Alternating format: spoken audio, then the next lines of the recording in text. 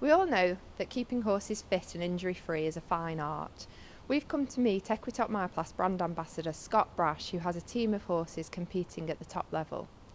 We've come to find out how he keeps them fit in between competition, and we were treated to a masterclass where he shows us the work that he does with young horses in between shows to keep them fit and ready to compete. Scott, it must be nigh on impossible to always prevent injuries in your top horses, but what can people do to try and keep them as injury-free as possible?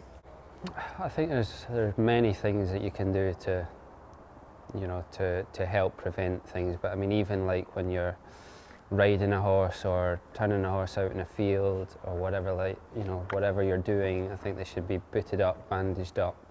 You know, my horses wear overreach boots, bandages, front and back. They try and wrap them up in cotton wool if you like, If you're turning them out, I think you can take a walk around your paddocks, make sure the fencing is all correct, make sure the ground is good.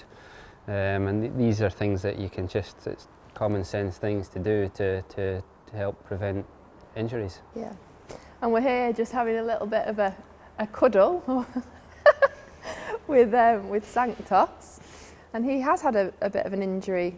Tell us how he is now and what you've been doing with him. Yeah, he picked up an injury to start the season, and yeah, I mean, he's back in full work now, but I've really been taking my time, probably taking double the time than what I probably need to bring him back, because I just want to make sure we're very patient and slow in what we do.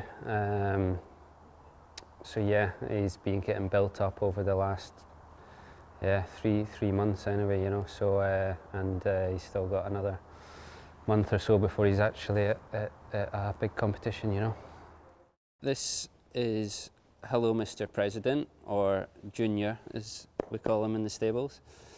He's a 7-year-old gelding. I think he's going to be a really good horse for the future, and I have high hopes for him. He's very handsome. Yeah, he's. Does he know it? Yeah, I think he knows it. He's. When we first got him, he was scared of his own shadow, really. But now he's.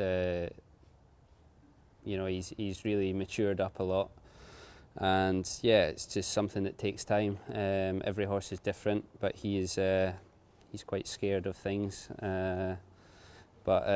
Yeah, I mean, he's really improved a lot in the last couple of years. Okay, well, we'll let you get on with walking him and trotting and getting warmed up. Okay.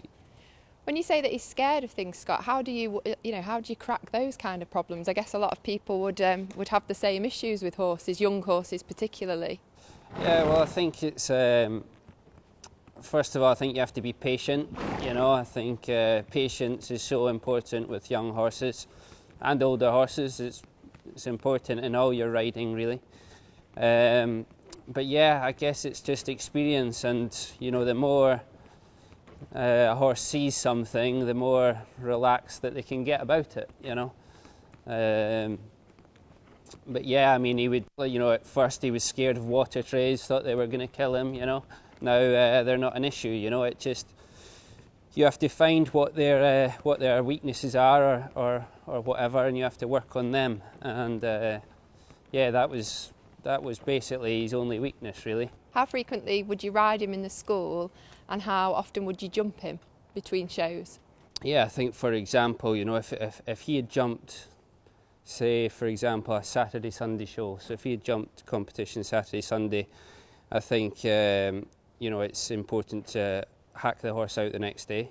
Bring him like I would hack the horse out. Basically you're giving him a bit of light work and just freshen up his brain. You've worked him. He's jumped at a competition. That can be stressful for a horse. The travelling can be stressful. You've got to really think about how they're feeling, and I think it's important that they go out and relax, and hacking out can be a really good way of relaxing a horse and just getting them to switch off.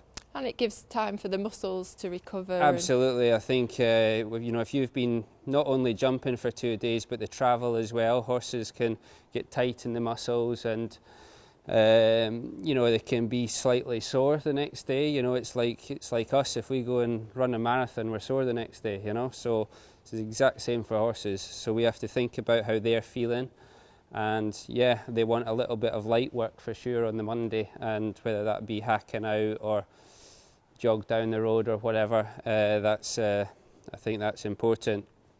Then Tuesday, I would always like to do a bit of flat work on Tuesday and bring out any still tight muscles or whatever, and really, you know, just work on that a bit. You know, it's you know, I feel that we have to be a little bit like physiotherapists as well. You know, if a horse is a little bit tight on the right rein, then you have to just work and ask a little bit more, and then carry on as normal, then ask a little bit more, and then carry on as normal, and then they loosen up. Say Wednesday, for example, my horse may go on the canter track, and you know,